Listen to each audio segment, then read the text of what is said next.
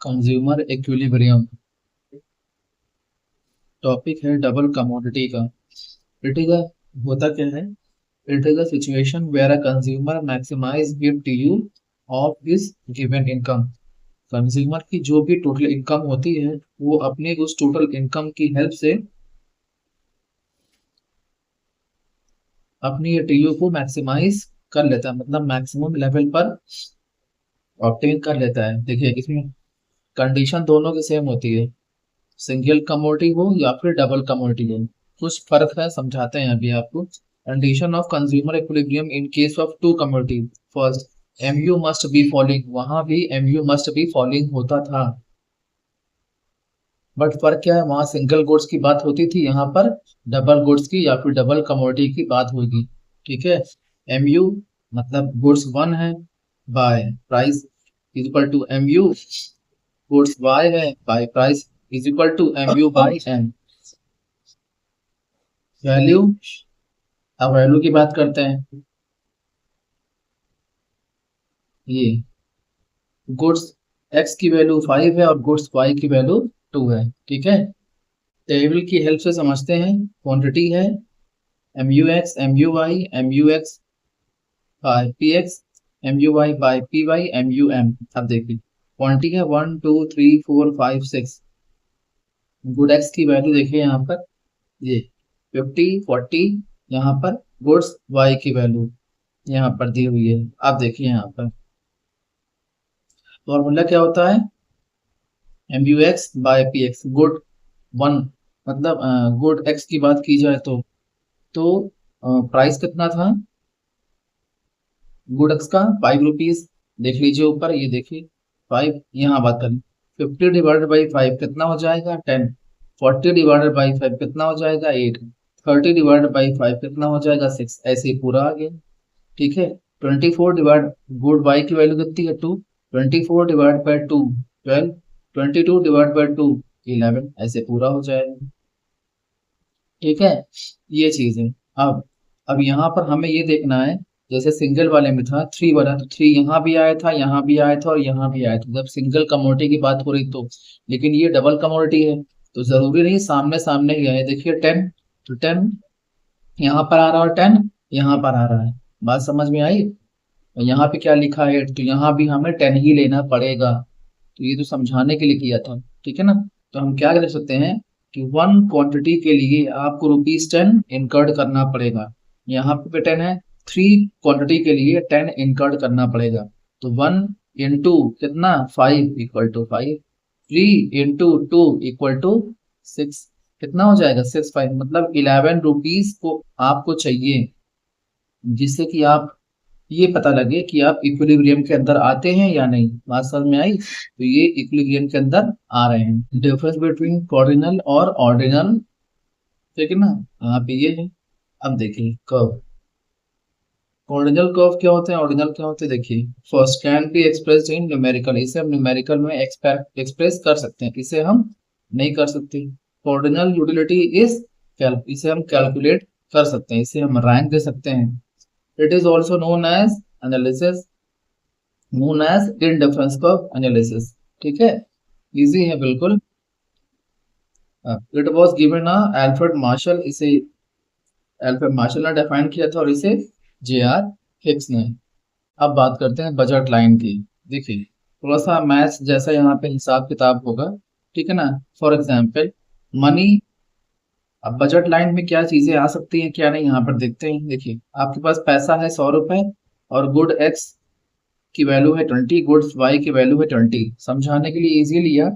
आप देखिए मैंने कहा ये टेबल बनाया है यहाँ पर, इसको इसको भी छोड़ दीजिए, गुड एक्स और गुड वाई। देखिए मैंने कहा अगर आपको 0 गुड्स परचेज करना हो तो वाई गुड्स कितने मिल पाएंगे 5। कैसे आया, 100 डिवाइड बाई 20। वाई की बात कर रहे हैं, 100 को वाई 20 से डिवाइड करेंगे तो 5 आ जाएगा। अगर आपसे गुड एक्स 1 बाय करना हो तो 1 बाय करने से 20 रुपीज तो तो आप देखिए गुड एक्स आपको 1 बाय करना हो तो गुड वाई कितना हो सकता है 4। 4 कैसे आया, 100 में से 20 तो निकल गया है, एक गुड्स बाय किया, 20 निकल गया, बचा कितना 80। 80 को डिवाइड करेंगे 20 से कितना आ जाएगा 4। अगर गुड एक्स आपको 2 बाय करना हो तो y कितना मिल पाएगा? 3। 3 कैसे आया? 2 बाय करने से 100 माइनस 40 निकल गया, 20 प्लस 20 40 निकल गया, बचा कितना? 60। 60 को डिवाइड करेंगे 20 से, 3 आ जाएगा। ठीक, ऐसे ही पूरा आ जाएगा। क्लियर है? अब अब ये देखते हैं कि बजट लाइन में क्या चीजें आएंगी। ये गुड्स वाई, ये वाई एक्सिस है, ये एक्स एक्सिस है। एक्स एक्सिस पे 0 1 2 3 4, ये देखिए यहाँ पे लिखा है ना। वाई एक्सिस पर 5 4 3 2 1, ठीक है ना।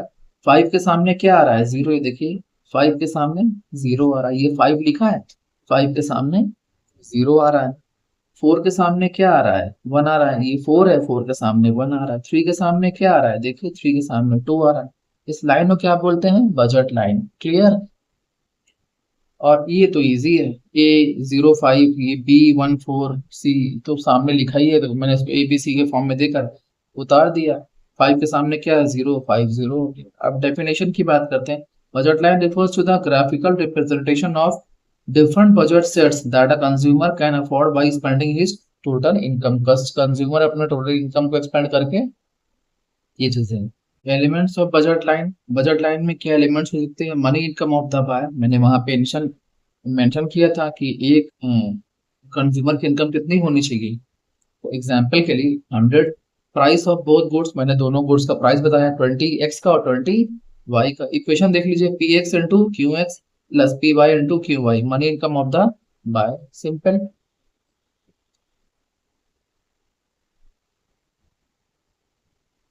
अब देखिए बजट बजट सेट क्या होता है? Budget sets are the combination of consumption of two goods.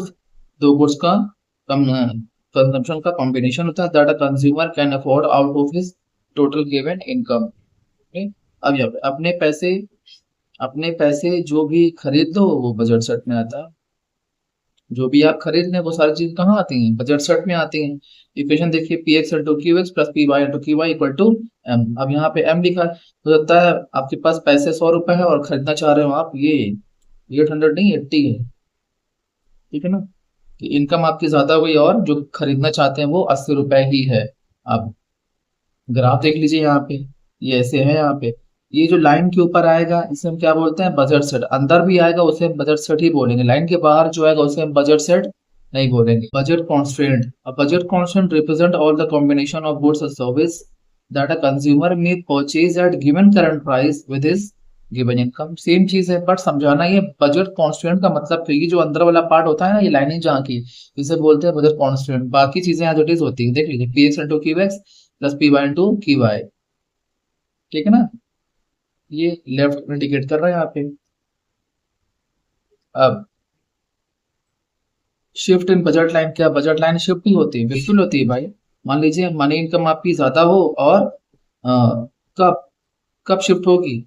जब मनी इनकम आपकी ज्यादा हो या फिर प्राइस गुड्स और गुड्स एक्स और वाई का गिर जाए। देखिए मान लीजिए मनी इनकम आपकी, ये ग्राफ था और ये ब्लू वाली लाइन देखिए, ये ब्लू डाउनवर्ड कर्व। पहले आप यहाँ आ रहे थे, हैसियत पहले, अब हैसियत आपकी बढ़ गई। या हैसियत इंसान की कब बढ़ती है? मतलब किसी चीज को खरीदने की पावर आपकी कब बढ़ती है? या आपके पास पैसे ज्यादा हो गए हो या फिर जो आप खरीदना चाहते हो उसकी प्राइस गिर गई हो। तो पहले आप यहाँ आते थे, अब यहाँ आ रहे हो। ठीक है। अब और क्या हो सकती है? या तो आप गरीब हो गए हो, मनी इनकम गिर गई हो, या फिर प्राइस के दाम बढ़ गए हो। ठीक है। ये देखिए पहले आप यहाँ आते थे, अब और नीचे आ रहे हो। पहले दायरा ऊपर था, अब दायरा नीचे। बात समझ में आई? Shift in budget line. Change in money income कब क्या हो सकते हैं? जब मनी इनकम आपकी चेंज हो जाए। Change in price of goods, जब आपके गुड्स के प्राइस चेंज, मैंने दिखाया आपको घटाकर भी और बढ़ाकर भी, गुड्स को भी और इनकम को भी।